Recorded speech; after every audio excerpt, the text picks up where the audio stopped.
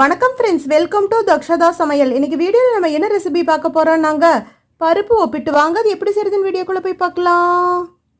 ஒப்பிட்டு செய்யறதுக்கு ஃபஸ்ட்டு நம்ம மேல் மாவு ரெடி பண்ணிக்கலாங்க. அதுக்கு அகலமான ஒரு பாத்திரம் எடுத்துக்கலாம். அதில் நம்ம 1 கப் மைதா சேர்த்திக்கலாங்க. 1 டேபிள் ஸ்பூன் வெள்ளை ரவை சேர்த்திக்கலாம். உப்பு வந்து அதிகமாக சேர்த்துடக்கூடாதுங்க, 1 சிட்டிகை அளவுக்கு சேர்த்திக்கலாம். இப்போ ஃபஸ்ட்டு கை வச்சு நம்ம நல்லா மிக்ஸ் பண்ணிக்கலாம். மிக்ஸ் பண்ணிட்டோம். இப்போ நம்ம கொஞ்சம் கொஞ்சமா தண்ணி தெளிச்சு சாஃப்டா நம்ம சப்பாத்தி மாவு பதத்துக்கு பிசைஞ்சுக்கலாம்.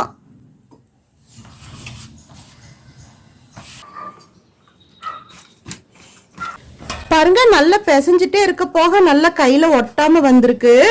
இப்போ நம்ம 1 டேபிள் ஸ்பூன் எண்ணெய் விட்டுக்கலாங்க. இது மேல நல்லா இன்னும் சாஃப்டா இருக்கும். பாருங்க, நம்ம எண்ணெய் சேர்த்ததுக்கு அப்புறம் ஒரு 5 நிமிஷத்துக்கு பிசைஞ்சிட்டே இருக்கலாம். நல்லா சாஃப்டா கிடைக்கும்.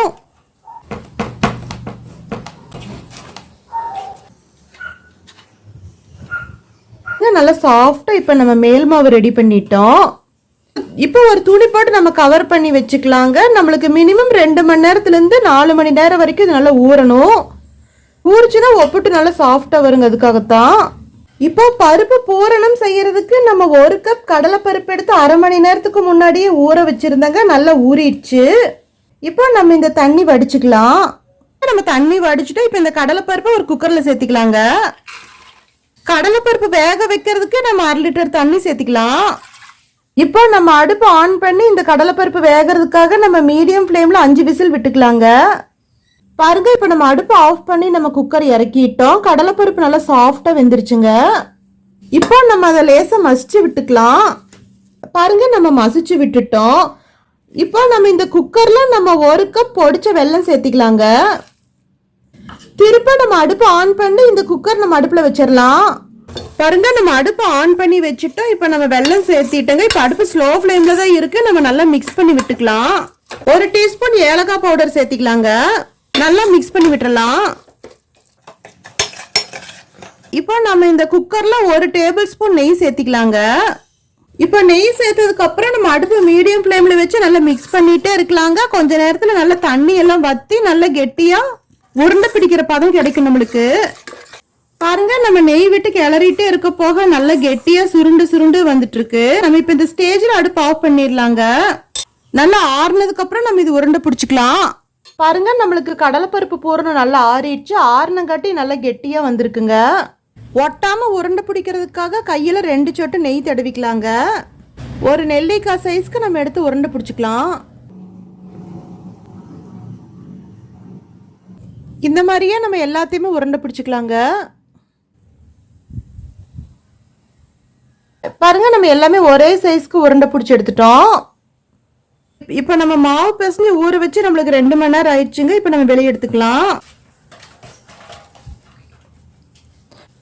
கையில 2 சொட்டு நெய் தடவிட்டு நம்ம கொஞ்சமா எடுத்துக்கலாம். இப்போ ஒரு பால் சைஸ்க்கு எடுத்துக்கலாங்க. நம்ம அதுல 1 டிராப்ஸ் நெய் விட்டுக்கலாம்.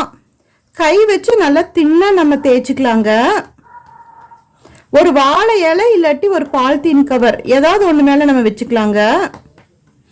நம்மளுக்கு வாழை இருக்கனால நம்ம வாழை எடுத்துருக்கோம். அப்படி இல்லைன்னா பாலித்தீன் கவர் வச்சுக்கலாம். நல்லா சன்னமா அகலமா தேய்ச்சிக்கலாங்க.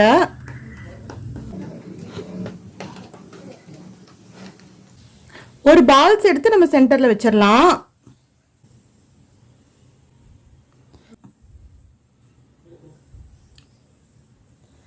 எக்ஸ்ட்ரா இருக்கிறதா நம்ம இப்படி பிச்சு எடுத்துடலாங்க. அப்புறம் நம்ம சுட்டு எடுக்கும்போது அந்த இடம் மட்டும் கொஞ்சம் மைதா வெள்ளையா இருக்கும்.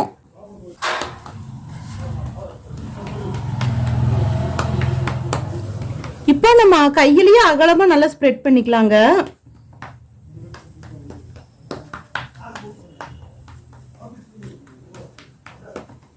இந்த மாதிரி எல்லாமே நம்ம செஞ்சு எடுத்துக்கலாம். இப்போ இதை எடுத்து நம்ம சூடா இருக்கிற தோசை தவால போட்டுக்கலாம். இப்போ அடுப்பு ஆன் பண்ணி அதில் ஒரு தோசை தவா வச்சுக்கலாங்க. இப்போ அடுப்பு மீடியம் ஃப்ளேம்ல தான் இருக்கு. இப்போ நம்ம சன்னமா தட்டி வச்சிருக்கிற இந்த ஒப்புட்டு இந்த தோசை தவால வச்சுக்கலாங்க. 1 சொட்டு நெய் விட்டுக்கலாம். 30 செகண்ட் ஆனதுக்கு அப்புறம் நம்ம திருப்பி விட்டுக்கலாங்க. அடுப்பு இப்போ மீடியம் ஃப்ளேம்ல தாங்க இருக்கு. பாருங்க, நம்மளுக்கு 2 பக்கம் நல்ல பொன்னிறமா வந்துருச்சு. இப்போ நம்ம எடுத்துடலாங்க. அடுத்தது போடுறதுக்கு முன்னாடி ஒரு தடவை கையில் தட்டி விட்டுட்டு அப்புறம் போட்டுக்கலாங்க. அதே மாதிரியே நம்ம மீடியம் ஃப்ளேமில் வச்சு பொரிச்சு எடுத்துடலாம்.